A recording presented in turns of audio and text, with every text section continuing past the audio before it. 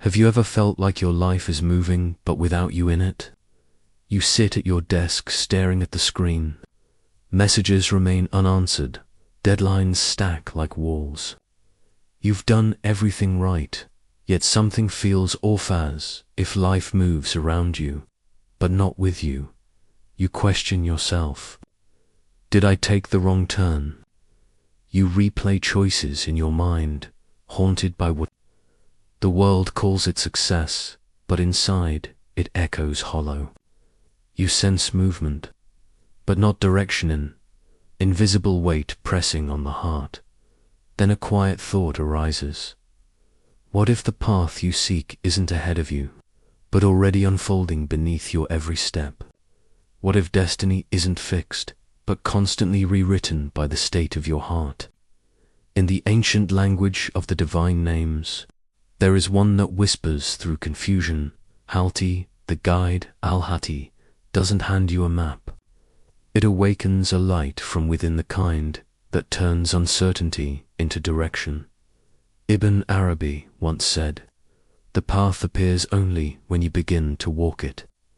So the question isn't where to go. It's how deeply you're willing to listen. What if guidance was never outside you at all? Ibn Arabi taught that true direction doesn't come from signs in the sky or words on a page. It breathes through awareness itself. Imagine an inner compass, long buried under dust. The pointer is always true, but it only moves when the magnet of your heart aligns with honesty, trust, and surrender. In modern life, that compass gets buried fast. You chase advice, scroll through algorithms, and absorb everyone's opinions. But silence feels strange, almost threatening. Yet silence is the space where the compass begins to stir. In Sufi thought, this awakening is kashf. You don't receive guidance. You uncover it. Every soul, Ibn Arabi said, is a book written by the divine. But most of us never read our own pages. Every moment of remembrance turns a page. Every act of ego blots the ink. When the heart is polished by awareness, it becomes a mirror where divine words reflect clearly. And then, Al-Hadi begins to guide you quietly. Precisely, the Sufis call this journey Isalokta, travel of the spirit through awareness, surrender, and witnessing. Picture walking in fog. You can't see the whole road, only the next step. But each time you trust, another inch of the path appears. That's how Al-Hadi works. Moment by moment, illumination unfolds. Centuries ago, Ibn Arabi lived this truth. Born in Andalusia amid chaos and conflict, he wandered North Africa and the Middle East, guided by an invisible certainty.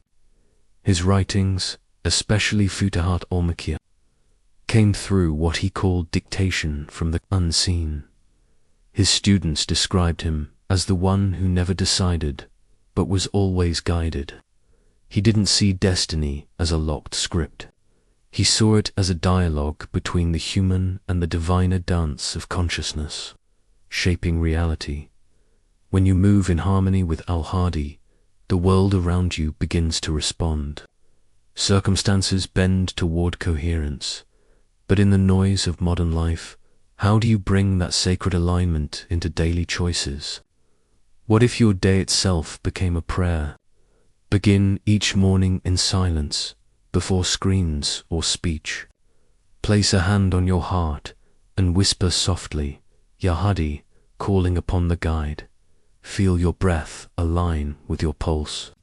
Visualize your day as a blank map waiting to be drawn by your awareness. Neuroscientists say morning meditation increases neural coherence and strengthens intuitive accuracy. Your brain begins to listen the way your soul already does. As the day unfolds, remember what Ibn Arabi taught. Every encounter is a verse from God. The rude colleague, the missed bus, the stranger who smiles are messengers in disguise. One of Ibn Arabi's students once mistook an insult for offense until the master said, "See who speaks through him." In that instant, the student's anger melted into understanding. His reaction shifted, and so did his destiny. Respond, don't react. Every calm choice realigns your compass. As evening falls, look into the mirror of your day. Ask yourself, where did I resist? Where did I flow? Write one sentence of gratitude, not for outcomes, but for clarity. Gratitude, science confirms, rewires the brain's reward circuits. It teaches the nervous system to trust again, echoing the rhythm of divine guidance. Remember, guidance shifts reality when perception shifts first. You can't control the waves of life, but you can tune the frequency of your presence. When you listen deeply, life itself responds differently.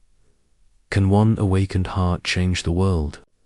Every act of clarity is a ripple in the world's chaos. When one person awakens to guidance, others unconsciously align. A silent field of harmony spreads soul to soul. Ibn Arabi wrote, "The world renews itself with each realized heart." Science quietly agrees. Emotional contagion shows that one person's calm can regulate others' nervous systems. Neuroplasticity proves that every moment of awareness reshapes the brain's pathways. Spiritual guidance becomes biological transformation. This is your higher mission, not to escape the world, but to harmonize it through your presence. But remember the warning: the greatest veil is pride in your guidance. The true traveler never says, "I am guided."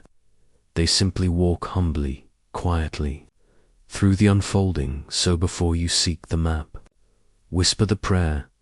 Do not ask for the path, said Ibn Arabi. Ask to be guided, and the path will recognize your footsteps.